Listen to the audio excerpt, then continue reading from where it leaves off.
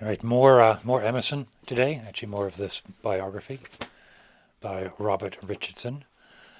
Uh, can you hear that?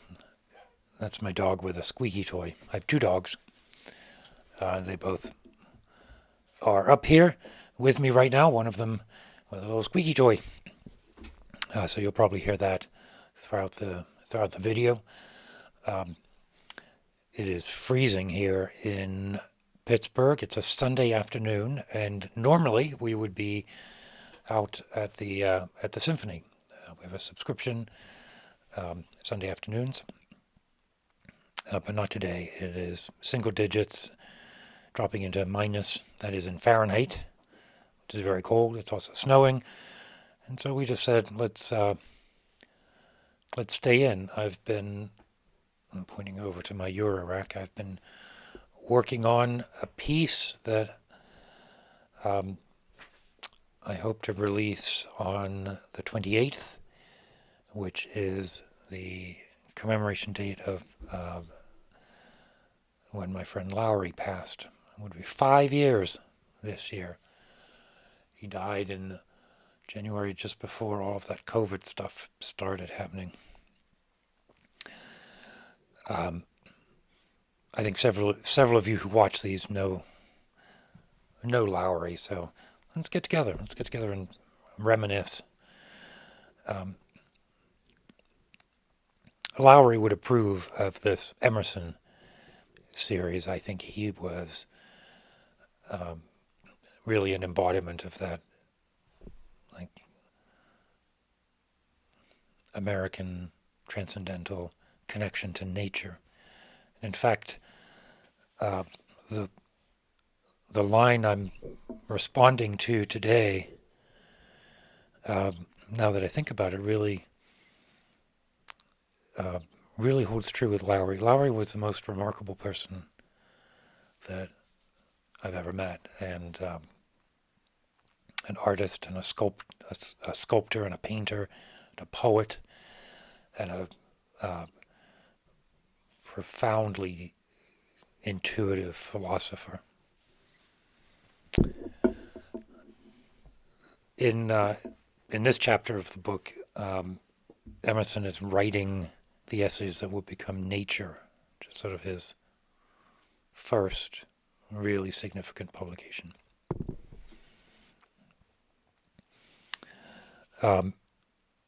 Our age is retrospective, Emerson writes. Our age is retrospective. It builds the sepulchres of the fathers. It writes biographies, histories, and criticism. While earlier generations beheld God and nature face to face, why should not we also enjoy an original relation to the universe?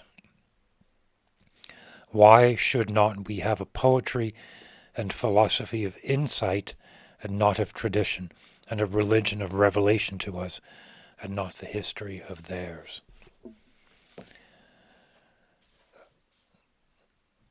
The idea that revelation continues.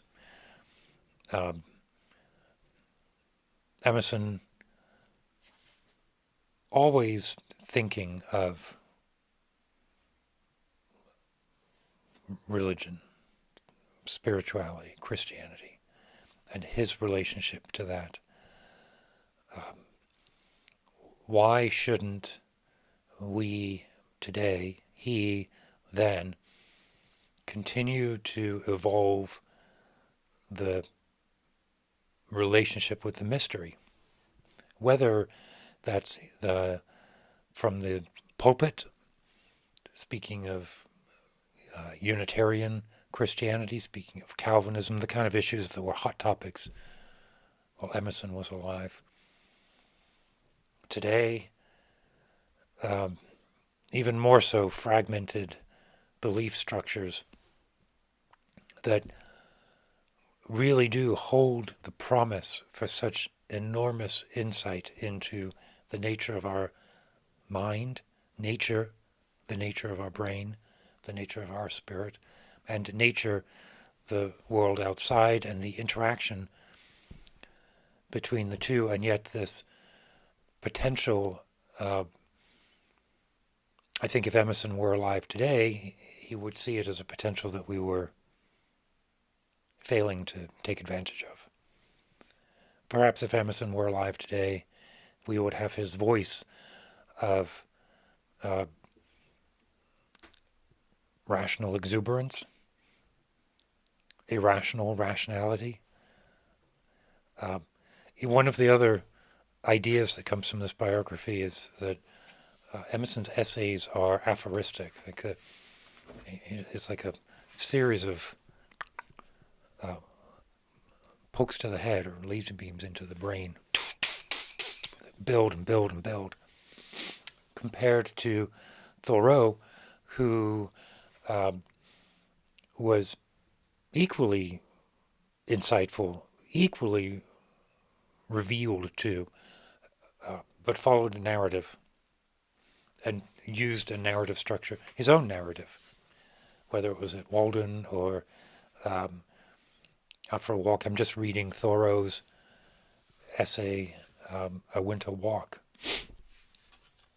And it's a real model for how I would like to write. But the mystery is open to us. Look, why not? One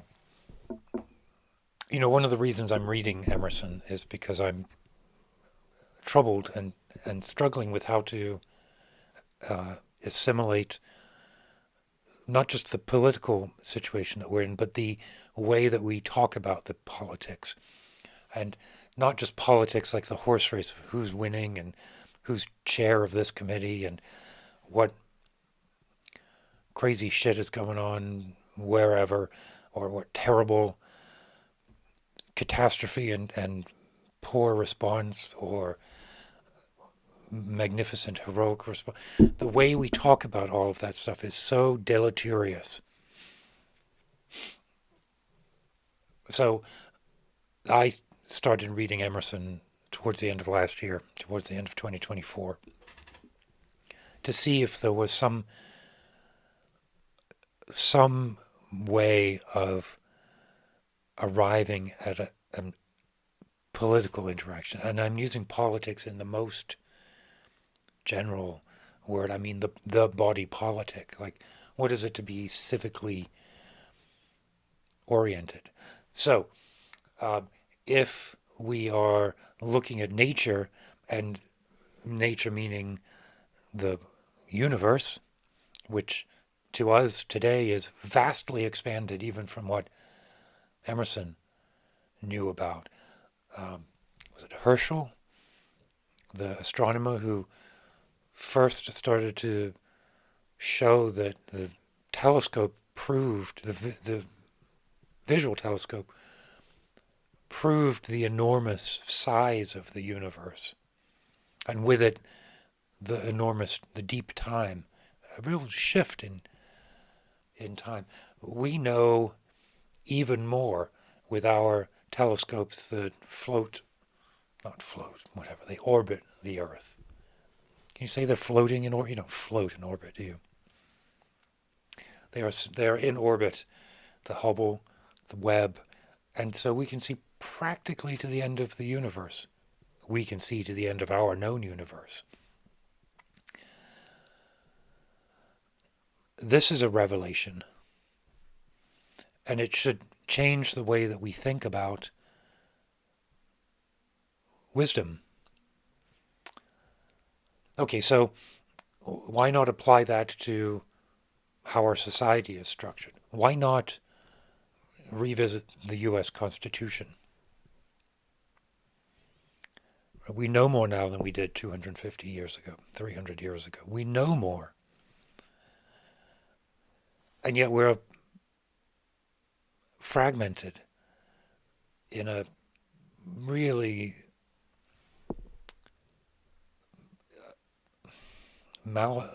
maladaptive. So, Emerson, in his nature essays, is describing nature, but even more than that, is promoting, providing, provoking a a different sense of interaction, come up with a different set of questions and answers than what he does. But let them be real and true today, for you, for me, because it's from that revelation, and revelation in the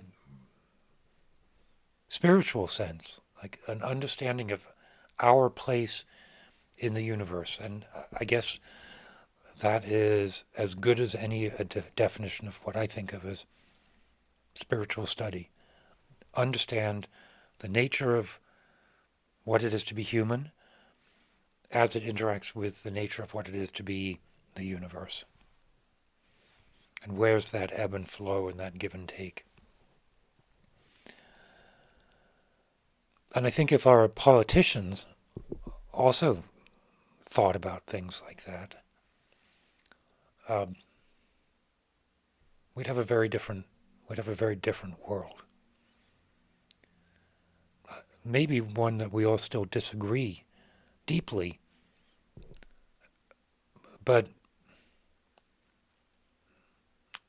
maybe one where the arguments are about the definition of virtue and a good life, and what does it mean to be happy, and how can we best flourish? How can we best entitle the flourishing life to the broadest group of people, which maybe would be my definition of what politics is, as a unified entity, as a civilization. What can we do to promote the flourishing of humanity? And we can argue about what we mean by flourishing, and we can argue about how to arrive at that. But what if it were all founded on our own acknowledged revelations, and let those truths be what we try to articulate?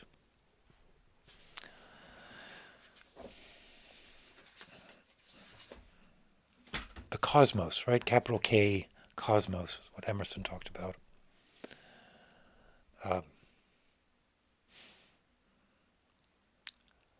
This channel is my effort to figure that out.